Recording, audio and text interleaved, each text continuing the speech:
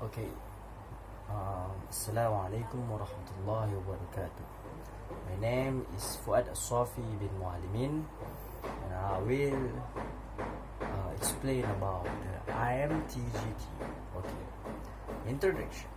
Indonesia-Malaysia-Thailand-Growth Triangle is IMT-GT. Its idea was initiated by former Prime Minister of Malaysia, Tun Dr. Mahathir Mohamad, in 1993.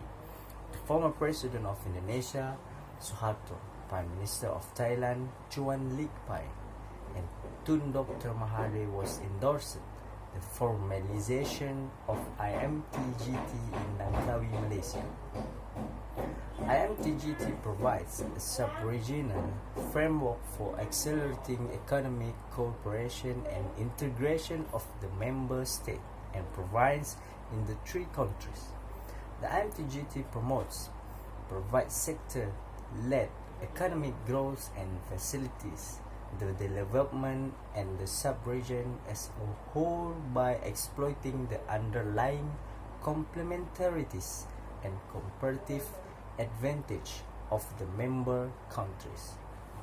IMT-GT mission envision a seamless, progressive, prosperous, and peaceful sub-region with a proven quality of life.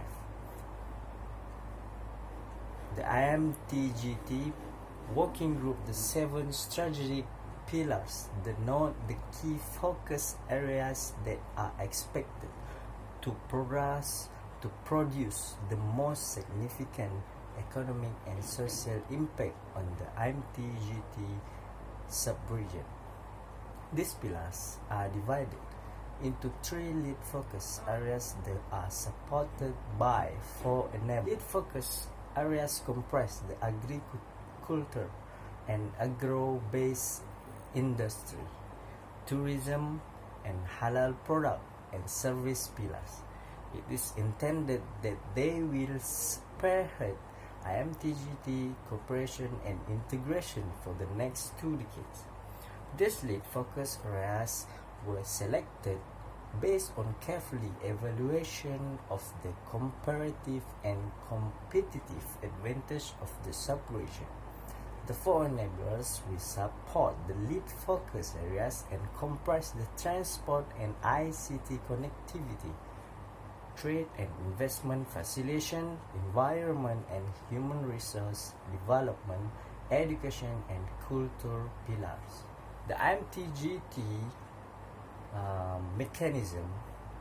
First, the IMT-GT Leaders Summit is held in the parallel with the ASEAN Summit annually. The summit will be attended by the Prime Minister of Indonesia and Malaysia, along with President of Kingdom Thailand, to discuss accurate policies for the sub-region of IMT-GT. The summit fosters consensus on IMT-GT issues like economic growth and social development and provides overall policy guidance and sub-regional cooperation and integration. The IMT-GT Ministerial Meeting provides overall guidance and advice on the pursuance of IMT-GT for sub-regional development. The MM also provides guidance that address key issues and challenge of common interest and sets policy direction to achieve the aim, goal, and objective. The ministerial meeting is led by the minister who represent the countries of Indonesia, Malaysia, and Thailand. The minister will be well briefed on all working group meetings, along with other currently running programs and activities such as Sustainable Urban Development or SUD, green and other development related presentation by private sector like ICLEI, local government for sustainable Danish energy efficiency partner, DEEP, and many more. Okay. We're talking about economic corridor programs and project of IMT-GT, maximizing economic network externalities. There are 5 priority economic corridors in IMT-GT. Each corridor has its own unique characteristics and defined by its geographic location and comparative advantage. However, what is common among them all is the deliberate policy to enhance connectivity and promote industrial cluster and cross-border production network along the corridors. This is done with the specific goals of maximizing economic network externalities along and beyond the corridors. The IMT-GT corridors therefore represent a confluence of regional economic integration and inclusive growth. In this context, IMT-GT will identify, develop, and implement programs and projects that serve to connect the right economic agents in and outside of the corridors, including the MSME and MSES, which are the mainstay of IMT-GT economy, both in terms of number of business establishment and deployment generation. I will explain about IMT-GT corridor. First, extended Songkhla Penang Medan corridor. Okay, key characteristic. EC1 hosts some of the most agriculture-rich provinces in southern Thailand that trade with Malaysia, Sumatra, and Singapore, and plays an important role in the supply chains of traded goods outside the sub-region. EC1 covers several provinces in the border areas of the two countries and will serve as the anchor of clustering major economic activities through the development of industrial hubs and special economic zones. Okay, number 2, Strait of Malacca corridor, Penang Port, and Klang Malacca. Key characteristic in this corridor is due to the proximity of this corridor to Sumatra. There is considerable potential to complement the various stages of the production chains with the province, especially if a series of economic and industrial zones are established at strategic points along the corridor. Okay, this corridor has the potential to serve as a food, especially for halal food. Okay, since a number of food terminals and integrated food centers are being planned with the corridor. Third corridor, Banda Aceh to Medan, and then Palembang.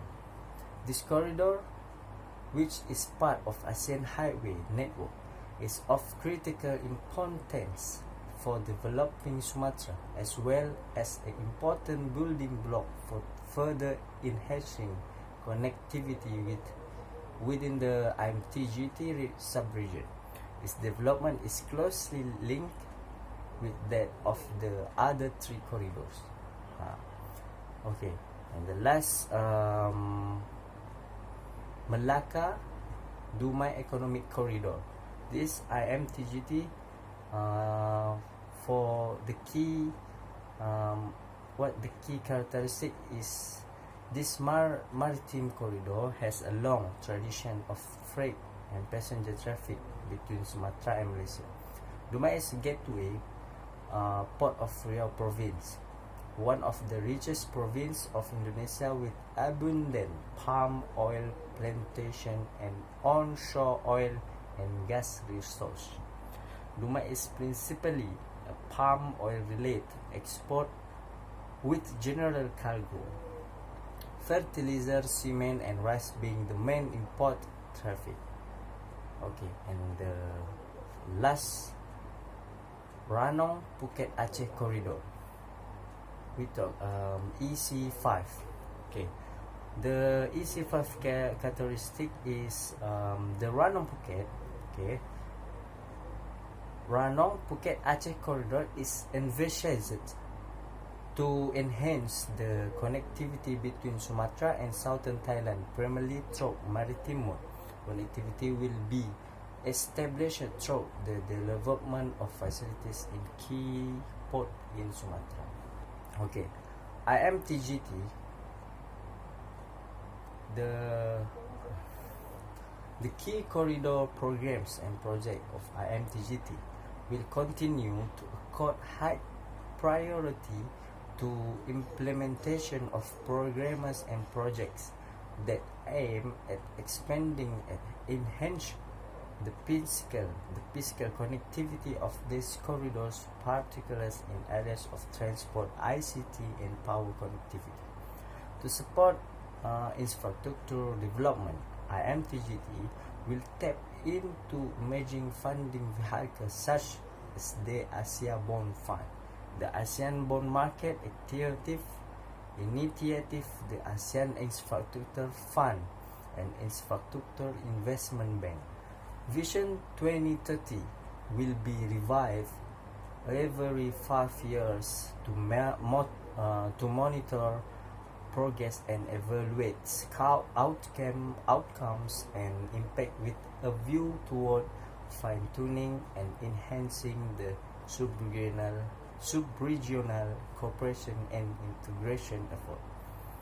Okay, thank you.